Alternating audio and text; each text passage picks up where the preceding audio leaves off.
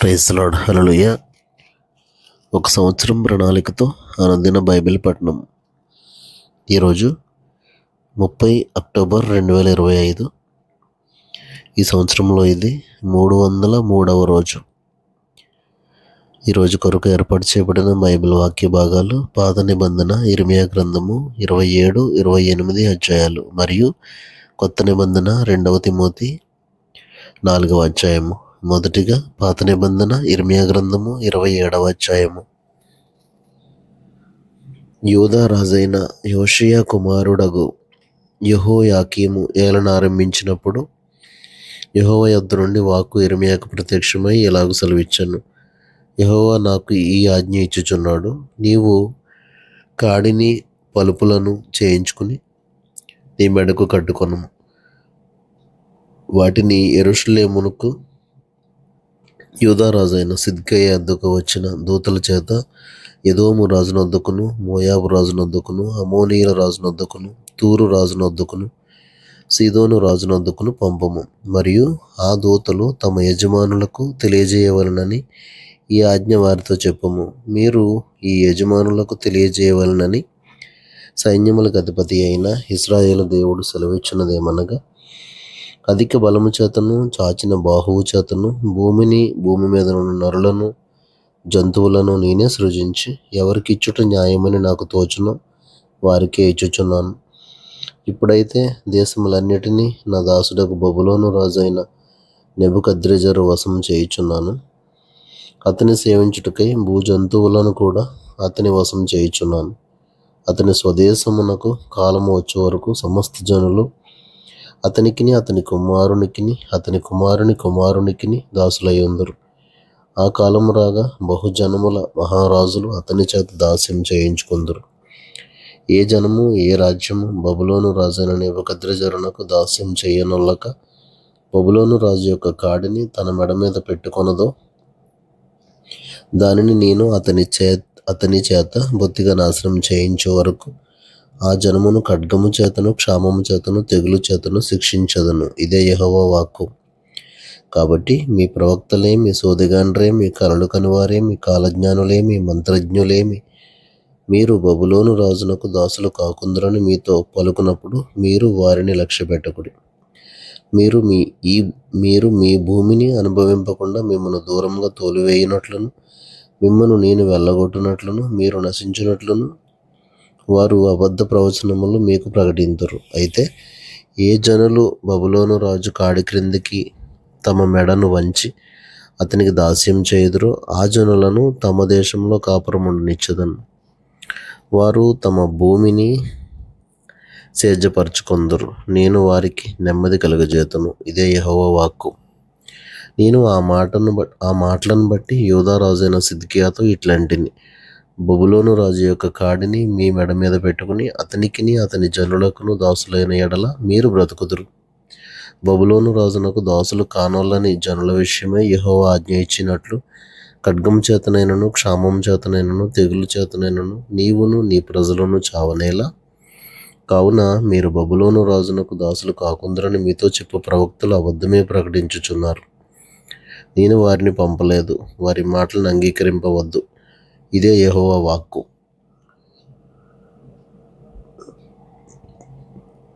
నేను మిమ్మను తోలివేయునట్లును, మీరును మీతో ప్రవచించు మీ ప్రవక్తలను నశించినట్లును వారు నా నామమును బట్టి అబద్ధముగా ప్రవచించుచున్నారు. మరియు యాజకులతోనూ ఈ ప్రజలందరితోనూ నేను ఈ మాటలు చెప్పితిని.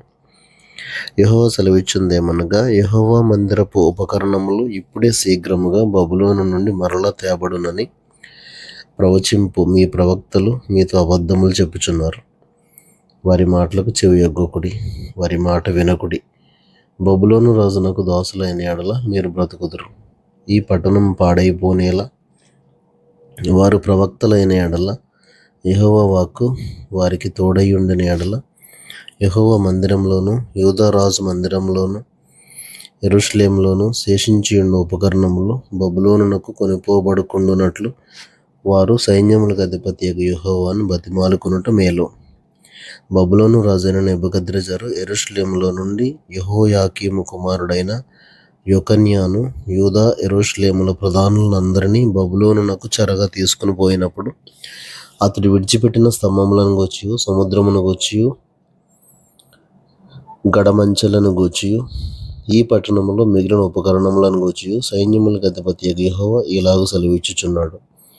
యెహోవా మందిరంలోను యూదారాజు నగరులోను యెరూషలేములోను శేషించిన ఉపకరణములను గూర్చి ఇజ్రాయేలు దేవుడును సైన్యములకు అధిపతియునైన యెహోవా ఇలాగుననే సెలవిచ్చుచున్నాడు. అవి బబులోనునకు తేబడును. నేను ఆ ఉపకరణములను దర్శించి తెప్పించి ఈ స్థలంలో వాటిని మరలా నుంచు కాలం వరకు అవి అక్కడ ఉండవలెను. ఇదే యెహోవా వాక్కు. యిర్మీయా గ్రంథం 28వ అధ్యాయం. యూదా రాజైన సిద్కియా ఏలుబడి ఆరంభమున 4వ సంవత్సరము 5వ నెలలో గిబియోను వాడును ప్రవక్తయును అజ్జూరు కుమారుడునైన హనన్యా యాజకుల ఎదుటను ప్రజలందరి ఎదుటను యెహోవా మందిరంలో నాతో ఇలాగనెను. ఇశ్రాయేలు దేవుడును సైన్యములకు అధిపతియు నాకు యెహోవా ఇలాగు సెలవిచ్చుచున్నాడు. నేను బబులోను రాజు కాడిని విరిచియున్నాను. 2 సంవత్సరముల్లోగా బబులోను రాజైన నెబుకద్రెజరు ఈ స్థలములో నుండి బబులోను నాకు తీసుకుని పోయిన యెహోవా మందిరపు ఉపకరణములన్నిటినీ ఇచ్చటికి మరలా తెప్పించదను. బబులోను రాజు కాడిని విరగగొట్టి యెహోయాకీము కుమారుడును యూదారాజునైన యొకన్యాను బబులోనునకు చెరగొనిపోయిన యూదులనందరినీ ఈ స్థలమునకు తిరిగి రప్పించదను. ఇదే యెహోవా వాక్కు. అప్పుడు ప్రవక్త అయిన యిర్మీయా యాజకుల ఎదుటను యెహోవా మందిరంలో నిలిచిచున్న ప్రజలందరి ఎదుటను ప్రవక్త అయిన హనన్యాతో ఇట్లనెను. అలాగున జరుగునుగాక, యెహోవా అలాగుననే చేయునుగాక. యెహోవా మందిరపు ఉపకరణములన్నిటినీ చెరగొనిపోబడిన వారినందరినీ యెహోవా బబులోనులో నుండి ఈ స్థలమునకు తెప్పించి నీవు ప్రకటించిన మాటలను నెరవేర్చునుగాక. అయినను నేను నీ చెవులలోను ఈ ప్రజలందరి చెవుల్లోనూ చెప్పుచున్న మాటను చిత్తగించి వినుము. నాకును నీకును ముందుగానున్న ప్రవక్తలు అనేక దేశములకు మహారాజ్యములకు విరోధముగా యుద్ధములు జరుగుననియు కీడు సంభవించుననియు తెగులు కలుగుననియు పూర్వకాలమందు ప్రకటించుచు వచ్చరి.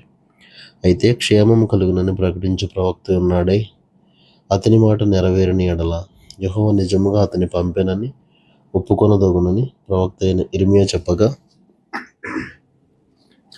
ప్రవక్త అయిన హనన్యా ప్రవక్త అయిన యిర్మీయా మెడ మీద నుండి ఆ కాడిని తీసి దాన్ని విరిచి ప్రజలందరి ఎదుట ఇట్లనెను. యెహోవా ఇలాగు సెలవిచ్చుచున్నాడు. 2 సంవత్సరముల్లోగా నేను బబులోను రాజైన నెబుకద్రెజరు కాడిని సర్వజనముల మెడ మీద నుండి తొలగించి దాన్ని విరిచివేసెదను. అంతటా ప్రవక్త అయిన యిర్మీయా వెళ్ళిపోయాను.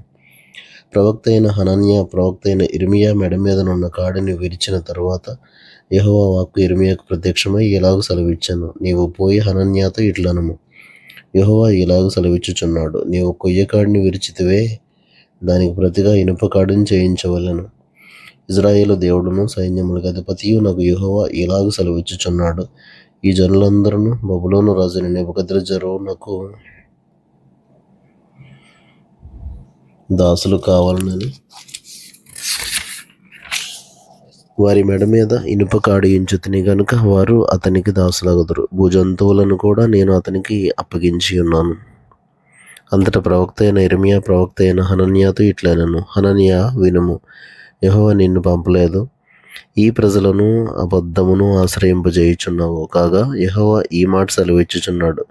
భూమి మీద నుండి నేను నిన్ను కొట్టివేయుచున్నాను. యెహోవా మీద తిరుగుబాటు చేయుటకై నీవు జనులను ప్రేరేపించితివి గనుక ఈ సంవత్సరము నీవు మరణమవుదు అని చెప్పాను. ఆ సంవత్సరమే 7వ నెలలో ప్రవక్త అయిన హనన్యా మృతి నొందెను.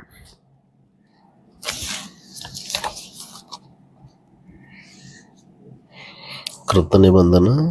అపోస్తలుడైన పౌలు తిమోతికి రాసిన 2వ పత్రిక 4వ అధ్యాయము 22 వచనాలు.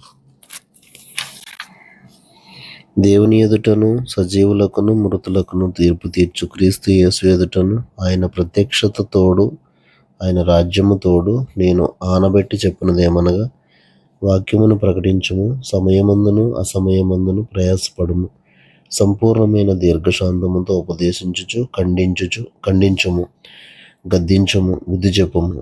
ఎందుకనగా జనులు హితబోధను సహింపక దురద చెవులు గలవారై తమ స్వకీయ దురాశలకు అనుకూలమైన బోధకులను తమ కొరకు పోగు చేసుకుని సత్యమునకు చెవియ్యక కల్పనా కథల వైపునకు తిరుగు కాలం వచ్చును. అయితే నీవు అన్ని విషయములలో మితముగా ఉండుము, శ్రమపడము, సువార్తికుని పని చేయము, నీ పరిచర్యను సంపూర్ణముగా జరిగించుము. నేను ఇప్పుడే పానార్పణముగా పోయపడుచున్నాను. నేను వడలిపోవు కాలము సమీపమై ఉన్నది. మంచి పోరాటం పోరాడి తిని, నా పరుగు కడముట్టించి తిని, విశ్వాసం కాపాడుకుంటుని. ఇక మీదట నా కొరకు నీతి కిరీటం ఉంచబడి ఉన్నది. ఆ దినమందు నీతి గల న్యాయాధిపతి అయిన ప్రభువు అది నాకు మాత్రమే కాకుండా తన ప్రత్యక్షతను అపేక్షించే వారికందరికీ అనుగ్రహించును. నా యొద్దకు త్వరగా వచ్చుటకు ప్రయత్నం చేయుము. దేమా ఇహలోకమును స్నేహించి నన్ను విడిచి దెస్సలోనికకు వెళ్ళాను.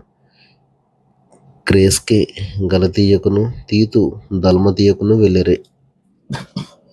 లూకా మాత్రమే నా యొద్ద ఉన్నాడు. మార్కును వెంట పెట్టుకుని రమ్ము. అతడు పరిచారము నిమిత్తము నాకు ప్రయోజనకరమైన వాడు. తుకికును ఎఫెసునకు పంపితని. నీవు వచ్చినప్పుడు నేను త్రోయలో కర్పునొద్దు ఉంచి వచ్చిన అంగీని, పుస్తకములను, ముఖ్యముగా చర్మపు కాగితములను తీసుకుని రమ్ము. అలెగ్జంద్రు అను కంచరివాడు నాకు చాలా కీడు చేసెను.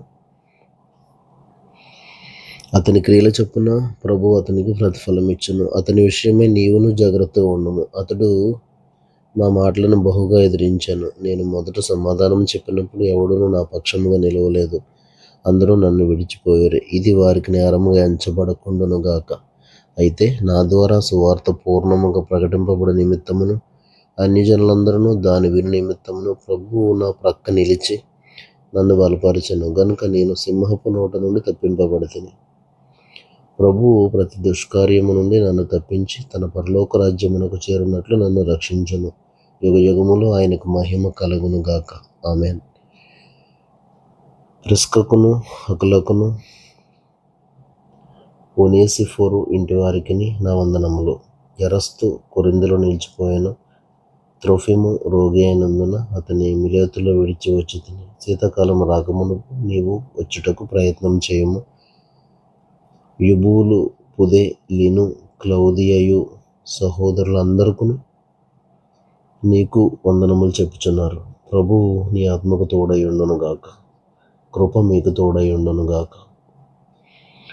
ఆమేన్. దేవుడు తన పరిశుద్ధ వాక్యమును మన వినికిడిలో దీవించును గాక. ఆమేన్.